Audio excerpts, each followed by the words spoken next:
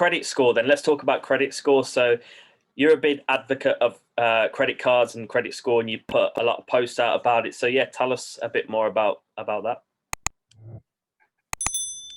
Yeah, of course. So first thing I will say is I personally am a big fan of credit cards, and I believe if you're going to be responsible and pay off in full every single month without fail, then it's literally a no-brainer because you'll get free cash, free perks, and free rewards. However, the problem is most people do not pay off in full. So if you get a credit card, please make sure you pay off in full, and you essentially get rewarded, as I mentioned, with free cash and rewards. But moving on to credit score. So when it comes to credit score, there are a few high impact items.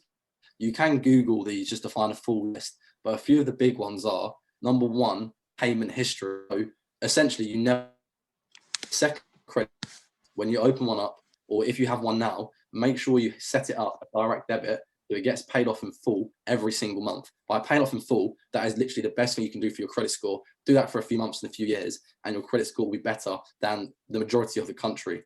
Another thing that impacts your credit score, which is a bit more technical, is called your credit utilization. So just say you've got on £1,000 credit limit. If you are using £990 every single month, you are signaling to the credit card provider that you're essentially nearly not able to afford that credit because you're nearly going over every single month. However, if you're only spending £200, you're essentially showing you're responsible and you can be trusted because you've got this £1,000 of free money and you're only spending £200 a month. So it's not an exact science, but they say the best general way or sort of number to keep your credit utilization to is 25 to 30%. So when you first open up a credit card, my first credit card, my credit score was my credit limit, was only £300 or £200.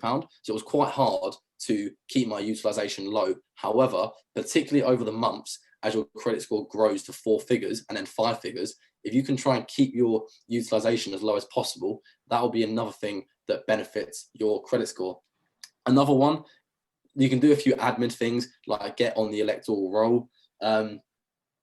That's the one that comes to mind. Another high impact item, so this will be the last one I'll talk about, but this is the fourth one, is credit limit. So your actual amount of credit limit is another high impact item that affects your credit score, which essentially means if you have £5,000 available to you instead of £1,000, that is better because you're having more money lended to you.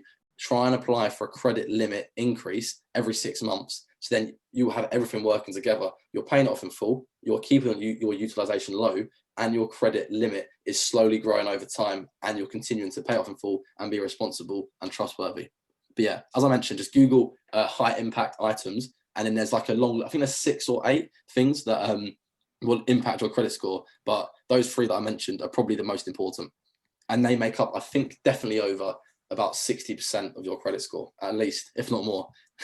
Yeah, perfect. So there's some really good tips there. Even yeah, I think they'll really help people actually that listen to this, because I think people get quite scared of credit cards because they're deemed bad, aren't they? But in fact, they are needed to obviously build it so you can get things like mortgages, etc.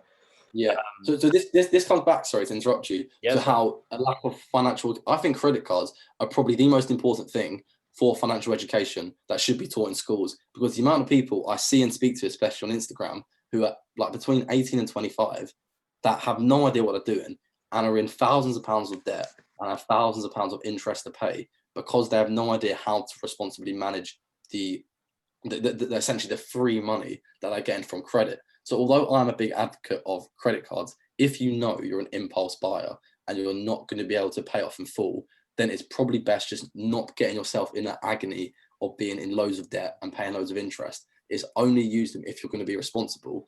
But I think it does a lot come back to school and how there's a lack of financial education around credit cards, and then people just find themselves in a mountain of debt before they've even really started their adult life. And then you get these horror stories of people who hate credit cards, and that's sort of how that sort of like motto develops about credit cards being bad. But the truth is, I've had the credit card now for 2.5 years.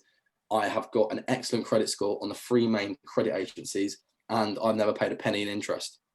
And just a quick thing on the credit agencies. So there's 3 main credit agencies where you can, which essentially track your credit score. So there's Experian, which is probably the one you've heard of. That's advertised quite a lot on TV. Then there's also TransUnion, and Equifax. And the scores are a bit pointless in a sense, although they all sort of use similar high impact items to measure the score. And they're probably the biggest three. So if you're going to apply for a mortgage or for car finance, it's likely that the lender is probably going to check one of your score on all three, which is why it's important, if you can, to sign up and check your score probably at least once every 3 or 4 months, just to make sure there's nothing strange on there or nothing you wouldn't expect. And I made a post on this recently, but the way to check all three, so your Experian credit score, you can check on Experian. Your TransUnion credit score, you can check on Credit Karma. And your Equifax credit score, you can check on ClearScore.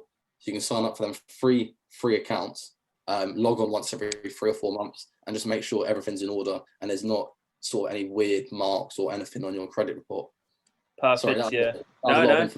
No, that's perfect. I think that's the sort of information people want to hear. So I actually didn't know about the second one you mentioned. I use ClearScore and Experian, but I'd never heard of the other one actually. So yeah, I think that Credit Karma is actually my favorite as well. So I would definitely recommend you signing up for that. It's pretty cool. So it's actually similar to ClearScore in the sense that you get a credit report and it also tracks your credit score over time. So it's probably actually similar to ClearScore, but that was the first one that I used. So I guess I'm a bit biased to the endowment effect. Yeah, no, I love it. And you know what? Like, it just goes to show, like, as you said about the education side of things with credit cards. I because I talk about credit cards and whatever, like I get adverts for them pop up on Facebook, and one came up was an American Express card, and there was a comment on it from this lady, and she was said, nobody get credit cards because they're bad and this, and I was like, what? No, credit cards are great for building your credit score, and she just didn't have nothing to say back to it, and it's like this woman she looked like she was in her 40s or whatever, but still there's that lack of financial education at that age. But I'm hoping now that people like you and I that are on Instagram now and are kind of promoting that money can be made simple, which is obviously your ethos. On brand. Yeah, on brand straight away.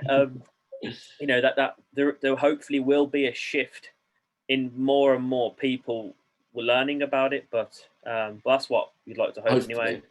Yeah, and I'm sure Martin Lewis was trying to get it in schools, financial education. Oh, I'd definitely back that.